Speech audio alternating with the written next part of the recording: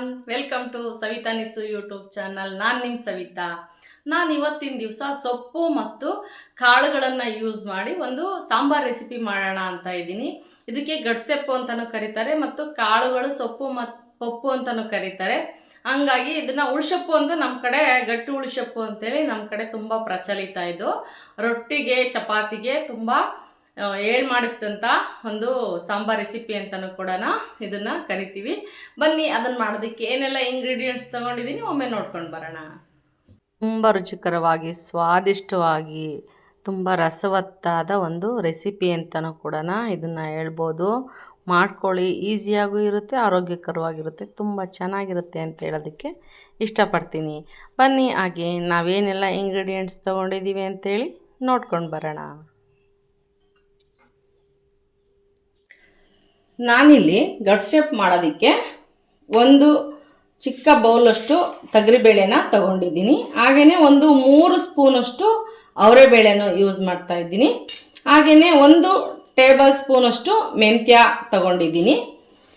ಹಾಗೆ ನಾನು ಕಾಳುಗಳನ್ನೆಲ್ಲ ತೊಗೊಂಡಿದ್ದೀನಿ ಅಂತ ಹೇಳಿದ್ನಲ್ವ, ಹುರುಳಿಕಾಳು ತೊಗೊಂಡಿದ್ದೀನಿ ಒಂದು ಅರ್ಧ ಟೀಲಷ್ಟು. ಅದನ್ನು ಈಗ ಒಂದು 2 ಗಂಟೆಗಳ ಕಾಲ ನಾನು ನೆನೆ ಹಾಕಿದ್ದೀನಿ ಎಲ್ಲನೂ ಕೂಡ. ಹಾಗೆಯೇ ಮಡಿಕೆ ಹೆಸರನ್ನು ಕೂಡ ಅರ್ಧ ಟೀ ಲೋಟದಷ್ಟು ತೊಗೊಂಡಿದ್ದೀನಿ. ಹಾಗೆಯೇ ಕಡಲೆಕಾಳು ತೊಗೊಂಡಿದ್ದೀನಿ, ಅದು ಅರ್ಧ ಲೋಟ. ಹಾಗೆ ಹೆಸರು ಕಾಳನ್ನು ತಗೊಂಡಿದ್ದೀನಿ, ಅದು ಅರ್ಧ ಲೋಟ ತೊಗೊಂಡಿದ್ದೀನಿ. ಹಾಗೆ ಅಲಸಂದೆ ಅಂತ ಹೇಳ್ತೀವಲ್ಲ, ಅಲಸಂದೆ ಕಾಳನ್ನು ಕೂಡ ಅರ್ಧ ಲೋಟನ ತಗೊಂಡಿದ್ದೀನಿ. ನಾನು ಅದಕ್ಕೇನೆಲ್ಲ ಸೊಪ್ಪು ತರಕಾರಿಗಳನ್ನ ಯೂಸ್ ಮಾಡ್ತಾ ಇದ್ದೀನಿ ಅಂತ ಹೇಳಿದರೆ, ಇಲ್ಲಿ ನಾನು ಪಾಲಕ್ಕು ಮತ್ತು ಮೆಂತ್ಯ ಒಂದು ಕಟ್ಟನ್ನು ಕಟ್ ಮಾಡಿಬಿಟ್ಟು ನೀರಲ್ಲಿ ತೊಳೆದು ಹಾಗೆ ನೀರಲ್ಲೇ ಬಿಟ್ಕೊಂಡಿದ್ದೀನಿ. ಇವಾಗ ಕುಕ್ಕರ್ಗೆ ಹಾಕೋಣ ಅಂತೇಳಿ 2 ಕಟ್ಟು ಸೊಪ್ಪು ತಗೊಂಡಿದ್ದೀನಿ. ಹಾಗೆಯೇ 2 ಟೊಮೆಟೊ ತಗೊಂಡಿದ್ದೀನಿ. 2 ಈರುಳ್ಳಿನೂ ಕೂಡ ಕಟ್ ಮಾಡ್ಕೊಂಡಿದ್ದೀನಿ. ಒಗ್ಗರಣೆಗೆ ಕರ್ಬೇವಿನ ಸೊಪ್ಪು, ಸಾಸಿವೆ, ಜೀರಿಗೆ, ಅರಿಶಿನ, ಬೆಳ್ಳುಳ್ಳಿ ತಗೊಂಡಿದ್ದೀನಿ. ಹಾಗೆಯೇ ಕೊತ್ತಂಬರಿ ಸೊಪ್ಪನ್ನು ಯೂಸ್ ಮಾಡ್ತಾ ಇದ್ದೀನಿ. ಇಲ್ಲಿ ಟೊಮೊಟೊ 2 ತಗೊಂಡಿದ್ದೀನಿ. ಹಾಗೆಯೇ 1 ನಿಂಬೆಹಣ್ಣಿನ ಗಾತ್ರದ, ನೀವು ಎಷ್ಟು ಅಡುಗೆ ಮಾಡ್ತಾಯಿದ್ದೀರೋ ಅದ್ರ ಮೇಲೆ ಸ್ವಲ್ಪ ಹುಣಸೆ ಹಣ್ಣನ್ನು ಕೂಡ ನಾನು ತೊಳೆದು ನೆನೆ ಹಾಕಿ ಇಟ್ಕೊಂಡಿದ್ದೀನಿ. ಅದಕ್ಕೆಲ್ಲ ಏನು ಮಸಾಲೆ ಯೂಸ್ ಮಾಡ್ತಾ ಇದ್ದೀನಿ ಅಂತಂದರೆ, 2 ಟೇಬಲ್ ಸ್ಪೂನು ಅಚ್ಕಾರದ ಪುಡಿ, 1.5 ಟೇಬಲ್ ಸ್ಪೂನಷ್ಟು ಸಾಂಬಾರದ ಪುಡಿ, ಹಾಗೆಯೇ ರುಚಿಗೆ ತಕ್ಕಷ್ಟು ಉಪ್ಪು, ಹಾಗೆ ರುಚಿಗೆ ಸ್ವಲ್ಪ ಬೆಲ್ಲನೂ ಸಹ ನಾನಿಲ್ಲಿ ಬಳಸ್ತಾ ಇದ್ದೀನಿ. ಇದನ್ನೆಲ್ಲನೂ ಕೂಡಿಸ್ಕೊಂಡು ನಾನು ಗಟ್ಟಿ ಉಳಿಸೆಪ್ಪು, ಕಾಳುಗಳ ಉಳಿಸೆಪ್ಪನ್ನು ಮಾಡಿ ತೋರಿಸ್ತಾ ಇದ್ದೀನಿ. ಬನ್ನಿ ಹೇಗೆಲ್ಲನೂ ಹಾಕಿ ನಾನು ಸಾರನ್ನು ಮಾಡ್ತೀನಿ ಅಂತೇಳಿ ತೋರಿಸ್ತಾ ಹೋಗ್ತೀನಿ. ಇವಾಗ ಬನ್ನಿ ಒಂದು ಕುಕ್ಕರನ್ನು ತಗೊಂಡು ಅದಕ್ಕೆ ಏನು ತೊಗರಿಬೇಳೆ, ಅವರೆಬೇಳೆ ಮತ್ತು ಮೆಂತ್ಯ ಇತ್ತಲ್ಲ, ಅದನ್ನು ಒಂದು ಸ್ವಲ್ಪ ತೊಳ್ಕೊಳ್ಳೋಣ. ನೋಡಿ, ಇದನ್ನು ಬೇಳೆಗಳನ್ನೆಲ್ಲ ತೊಳ್ಕೊಂಡು ಇವಾಗ ಒಂದೊಂದಾಗೇನೆ ನಾನು ಏನು ಕಾಳುಗಳನ್ನೆಲ್ಲ ನೆನೆ ಹಾಕಿದ್ನಲ್ವ, ಇವಾಗ ಮಡಿಕೆ ಹೆಸರನ್ನು ಹಾಕ್ತಾ ಇದ್ದೀನಿ. ಹುರುಳಿ ನೆನೆ ಹಾಕಿಟ್ಕೊಂಡಿದ್ನಲ್ಲ ಅದನ್ನು ಕೂಡ ಹಾಕ್ತಾ ಇದ್ದೀನಿ. 1-2 ಗಂಟೆಗಳ ಕಾಲ ನೆಂದರೆ ಚೆನ್ನಾಗಿರುತ್ತೆ ಅಂತ. ನಾವು ಎಷ್ಟು ನಿಧಾನವಾಗಿ ಅಡುಗೆ ಮಾಡ್ತೀವಿ, ಸಮಾಧಾನವಾಗಿ ಕಾಳು ಬೇಳೆಗಳನ್ನೆಲ್ಲ ನೆನೆಸ್ಬಿಟ್ಟು, ಅಷ್ಟು ಆರೋಗ್ಯಕರವಾಗಿರುತ್ತೆ. ನಾವು ದಿಢೀರ್ ಅಂತೇಳಿ ಇವತ್ತಿನ ಒಂದು ಕಾಲದಾಗ ಅರ್ಜೆಂಟ್ ಎಲ್ಲ ಬ್ಯುಸಿಯಾಗಿರೋದ್ರಿಂದ ಫಾಸ್ಟಾಗಿ ಅಡುಗೆ ಮಾಡ್ಕೊಂಡು ತಿಂತೀವಿ. ಅಷ್ಟೇ ಫಾಸ್ಟಾಗಿ ರೈಟ್ ಹೇಳ್ತಾ ಇದ್ದೀವಿ. ನಾವು ಎಷ್ಟು ನಿಧಾನವಾಗಿ ನೆನೆ ಹಾಕಿ ಕಾಳು ಬೇಳೆಗಳನ್ನ ತಿಂತೀವೋ ಅಷ್ಟು ಆರೋಗ್ಯಕ್ಕೆ ಒಳ್ಳೆಯದು.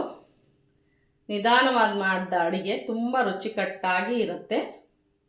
ಹಾಗೆ ಹೆಸರು ಕಾಳು ಹಾಕಿದ್ದೀನಿ, ಕಡಲೆಕಾಳು ಹಾಕಿದ್ದೀನಿ, ಹುರುಳಿ ಹಾಕಿದ್ದೀನಿ, ಮಡಿಕೆ ಹೆಸರು ಹಾಕಿದ್ದೀನಿ. ಇವಾಗ ಅಲಸಂದೆ ಹಾಕ್ತಾಯಿದ್ದೀನಿ, ತೊಗರಿಬೇಳೆ ಹಾಕಿದ್ದೀನಿ, ಅವರೆಬೇಳೆ ಹಾಕಿದ್ದೀನಿ, ಮೆಂತ್ಯನೂ ಸಹ ಹಾಕಿದ್ದೀನಿ.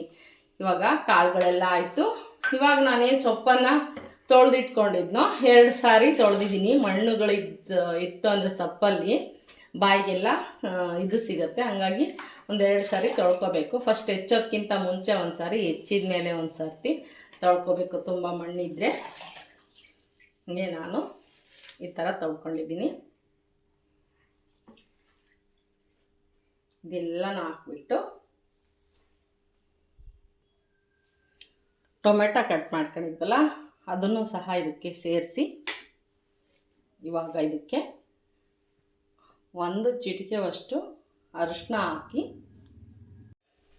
ಹಾಗೆಯೇ 1 ಟೇಬಲ್ ಸ್ಪೂನಷ್ಟು ಆಯಿಲನ್ನು ಹಾಕ್ತಾಯಿದ್ದೀನಿ. ಸ್ಮೂತಾಗಿ ಸಾಫ್ಟಾಗಿ ಆಗುತ್ತೆ ಅಂತೇಳಿ ನಾನು ಎಣ್ಣೆ ಮತ್ತು ಅರಿಶಿನ ಹಾಕ್ತೀನಿ, ಕಲರ್ಫುಲ್ಲಾಗಿರುತ್ತೆ ಅಂತ. ಹಾಗೆಯೇ ಇದಕ್ಕೆ ಎಷ್ಟು ನೀರು ಬೇಕಾಗುತ್ತೆ ಕಾಳುಗಳು ಮತ್ತು ಬೇಳೆ ಎಲ್ಲ ಬೇಯೋದಕ್ಕೆ ಅಷ್ಟನ್ನು ನಾನಿಲ್ಲಿ ಒಂದು 2 ಲೋಟದಷ್ಟು ನೀರನ್ನು ಹಾಕಿ ಲಿಡ್ಡನ್ನು ಕ್ಲೋಸ್ ಮಾಡಿ ಒಂದು 2 ವಿಷಲನ್ನು ಹಾಕಿಸ್ತೀನಿ. ಬನ್ನಿ ಇವಾಗ ಗ್ಯಾಸ್ ಮೇಲೆ ಇಡೋಣ. ಒಂದು 2 ವಿಷಲ್ ಆಗಲಿ ಇದು. ಆ ನಂತರ ಇದನ್ನು ಏನು ಮಾಡಬೇಕು ಅಂತೇಳಿ ನೆಕ್ಸ್ಟ್ ಪ್ರೊಸೀಜರ್ ತೋರಿಸ್ತೀನಿ. ಬನ್ನಿ, ನಾನಿಲ್ಲಿ ಒಂದು ಗಟ್ಟಿ ಉಳಿಸಪ್ಗೆ ಒಗ್ಗರಣೆ ಮಾಡೋದಕ್ಕೆ ಒಂದು ಪಾತ್ರೆನ ಇಡ್ತಾ ಇದ್ದೀನಿ. ಸ್ವಲ್ಪ ಬಿಸಿ ಆಗಲಿ ಇದು.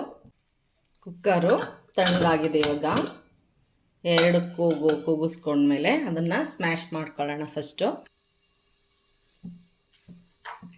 ಅದನ್ನೆಲ್ಲ ನೀಟಾಗಿ ಒಂದು ಸರ್ತಿ ಸ್ಮ್ಯಾಶ್ ಮಾಡ್ಕೊಳ್ಳೋಣ.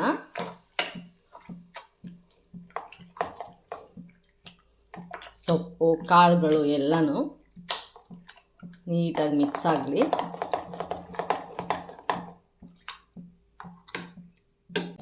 ನೋಡಿ, ಈ ಥರ ಬೆಂದಿರುತ್ತೆ ಎಲ್ಲನೂ ಕೂಡ. ನೋಡಿ, ಎಲ್ಲ ಬೆಂದಿದೆ ಕಾಳುಗಳೆಲ್ಲ.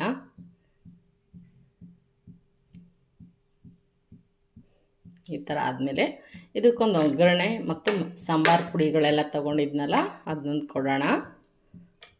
ಬನ್ನಿ ಇವಾಗ ಆಯಿಲನ್ನು ಹಾಕೋಣ.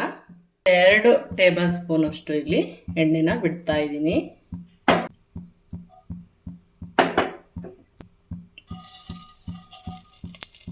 ಸಾಸಿವೆ ಹಾಕೋಣ. ಹಾಗೆ ಜೀರಿಗೆನೂ ಸಹ ಹಾಕೋಣ. ಏನು ಬೆಳ್ಳುಳ್ಳಿ ತೊಗೊಂಡಿದ್ವಲ್ಲ ಹಾಕೋಣ ಇವಾಗ. ಹಾಗೆ ಕರ್ಬೇವಿನ ಸೊಪ್ಪನ್ನು ಸಹ ಹಾಕೋಣ.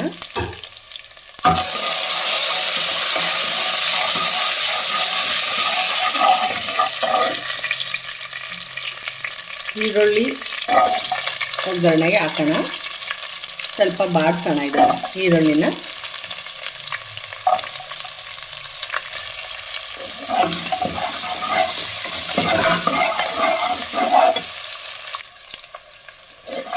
ಎಲ್ಲ ಫ್ರೈ ಆಗ್ತಾ ಇದೆ.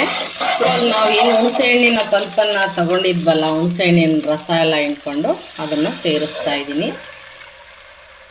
ನೀವು ಇನ್ನೂ ಹಸಿ ಕಾಯಿ ತುರಿ ಇದ್ರೆ ಹಾಕಿದರೆ ಟೇಸ್ಟಿಯಾಗಿರುತ್ತೆ.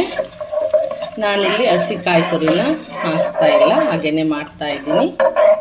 ಇವಾಗ ಏನು ಮಸಾಲೆಗಳೆಲ್ಲ ತೊಗೊಂಡಿದ್ವಲ್ಲ ನಾವು, ಖಾರದ ಪುಡಿ ಮತ್ತು ಸಾಂಬಾರು ಪುಡಿ, ಉಪ್ಪು ಅದೆಲ್ಲನೂ ಕೂಡ ಒಟ್ಟಿಗೆ ಹಾಕ್ತಾಯಿದ್ದೀನಿ. ಹಾಗೆ ಒಂಚೂರು ಬೆಲ್ಲನೂ ತೊಗೊಂಡಿದ್ವಿ, ಅದನ್ನು ಇದಕ್ಕೆ ಸೇರಿಸಿ ಮಿಕ್ಸ್ ಮಾಡ್ತಾಯಿದ್ದೀನಿ ಹುಣಸೆ ರಸದ ಜೊತೆಗೆ. ನೀವು ಇದನ್ನು ಗಟ್ಟಿಗಾದರೂ ಮಾಡ್ಕೋಬೋದು. ಕೆಲವರು ತುಂಬ ಗಟ್ಟಿಗಿರಲಿ ಅಂತ ಇಷ್ಟಪಡ್ತಾರೆ ರೊಟ್ಟಿ ಚಪಾತಿ ತಿನ್ನೋದಕ್ಕೆ. ಸ್ವಲ್ಪ ಗ್ರೇವಿಯಿಂದ ಇದ್ದರೂ ಅದು ಒಂಥರ ಟೇಸ್ಟ್ ಇರುತ್ತೆ. ಅವರವರ ಇಷ್ಟಕ್ಕೆ ತಕ್ಕಂಗೆ ಮಾಡ್ಕೋಬೋದು. ನಾನಿಲ್ಲಿ ಒಂದು ಮೀಡಿಯಮ್ ರೇಂಜಲ್ಲಿ ಮಾಡ್ತಾಯಿದ್ದೀನಿ. ಇಲ್ಲ ತಿನ್ನಾಗೂ ಇಲ್ಲ ತಿಕ್ಕಾಗೂ ಇಲ್ಲ ಅನ್ನೋ ಥರ ಮಾಡ್ತೀನಿ. ಇವಾಗ ಏನು ನಾವು ಮಸ್ತಿಟ್ಕೊಂಡಿದ್ವಲ್ಲ ಅದನ್ನೆಲ್ಲನೂ ಬೇಳೆ ಸೊಪ್ಪು ಕಾಳುಗಳನ್ನೆಲ್ಲ ಹಾಕೋಣ.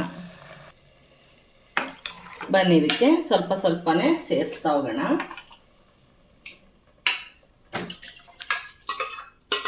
ತುಂಬ ಟೇಸ್ಟಿಯಾಗಿರುತ್ತೆ. ಮೊದಲು ಇದಕ್ಕೆಲ್ಲ ತಟ್ಟೆ ಇಡ್ಲಿ, ಜೋಳದಕ್ಕಿ ಕಡುಬು ಅಂತ ಅನ್ನೋದು. ಇವಾಗ ತಟ್ಟೆ ಇಡ್ಲಿ ನಾವು ಅಕ್ಕಿಯಲ್ಲಿ ಮಾಡ್ತೀವಿ. ಮೊದಲು ತಟ್ಟೆಯಲ್ಲಿ ಕಡುಬು ಜೋಳದಕ್ಕಿ ಒಳಗೆ ಜೋಳದಲ್ಲಿ ಮಾಡೋರು. ಅದಕ್ಕಂತೂ ಇದು ಸಖತ್ ಒಳ್ಳೆ ಕಾಂಬಿನೇಷನ್ನು ಅಂತ ಹೇಳ್ಬೋದು. ತುಂಬ ಟೇಸ್ಟಿಯಾಗಿರುತ್ತೆ. ನೋಡಿ, ನಾನು ಇದಿಷ್ಟು ಗಟ್ಟಿ ಬೇಕಾದರೂ ಮಾಡ್ಕೊತಾರೆ. ಆರಿದ ಮೇಲಂತೂ ಸಖತ್ ಗಟ್ಟಿಯಾಗುತ್ತೆ. ನಾನಿಲ್ಲಿ ಸ್ವಲ್ಪ ಗ್ರೇವಿ ಬೇಕು ನಮಗೆ, ಹಾಗಾಗಿ ಇನ್ನೊಂದು ಗ್ಲಾಸ್ ಅಷ್ಟು ನೀರನ್ನು ಇದಕ್ಕೆ ಸೇರಿಸ್ಬಿಟ್ಟು ನಾನು ತೋರಿಸ್ತೀನಿ ನಿಮಗೆ. ನೋಡಿ, ಈ ರೀತಿಯಾಗಿ ಆಗುತ್ತೆ ಗಟ್ಟಿ ಉಳಿಸಪ್ಪು. ನೋಡಿ, ಇದು ಆರಿದ ಮೇಲೆ ಇನ್ನೂ ಗಟ್ಟಿಗಾಗುತ್ತೆ. ತುಂಬಾ ಟೇಸ್ಟಿಯಾಗಿ ಕೂಡ ಇರುತ್ತೆ. ಇದು ಕುದಿಲಿ ಎಲ್ಲನ. ಕುದ್ದು ಇಳಿಸಿದ ನಂತರ ಇದಕ್ಕೆ ಕೊತ್ತಂಬರಿ ಸೊಪ್ಪು ಹಾಕೋಣ. ಲಿಡ್ಡನ್ನು ಕ್ಲೋಸ್ ಮಾಡೋಣ. ಸ್ವಲ್ಪ ಕುದಿಲಿ ಇದು ಸಾಂಬಾರು.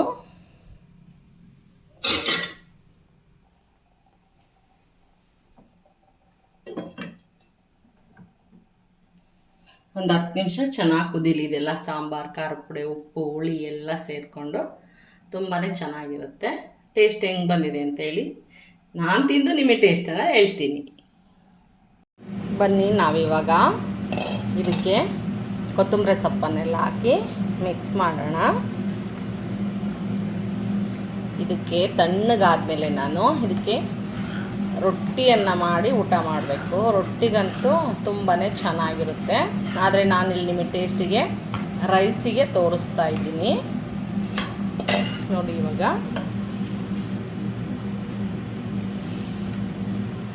ಸಾಂಬಾರು ಹಾಕ್ಕೊಂಡು ಊಟ ಮಾಡ್ತಾ ಇದ್ದರೆ, ತುಪ್ಪ ಹಾಕ್ಕೊಂಡು ಅದ್ರ ಜೊತೆಗೆ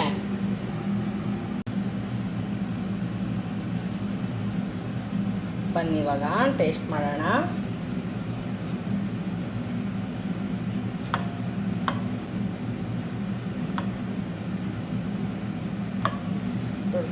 ಸುಡ್ತಾ ಇದೆ ಬಿಸಿ ಬಿಸಿ ಸಾಂಬಾರ್ಗೆ ಅನ್ನ ಕಲಿಸ್ಕೊಂಡು ಊಟ ಮಾಡ್ತಾ ಇದ್ರೆ ಆಹಾ,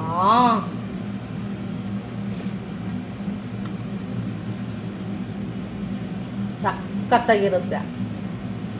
ಹಾಗೆ ನೋಡಿ, ಇಷ್ಟ ಆದರೆ ಮಾಡ್ಕೊಳ್ಳಿ. ಹೊಸದಾಗಿ ನೋಡ್ತಾ ಇರೋರು ಸಬ್ಸ್ಕ್ರೈಬ್ ಮಾಡ್ಕೊಳ್ಳಿ. ಈಗ ಹೇಳ್ತಾ ನನ್ನ ನೆಕ್ಸ್ಟ್ ವಿಡಿಯೋದಲ್ಲಿ ನಿಮ್ಮ ಜೊತೆ ಸಿಗ್ತೀನಿ. ಬಾಯ್, ಮತ್ತೆ ಸಿಗೋಣ.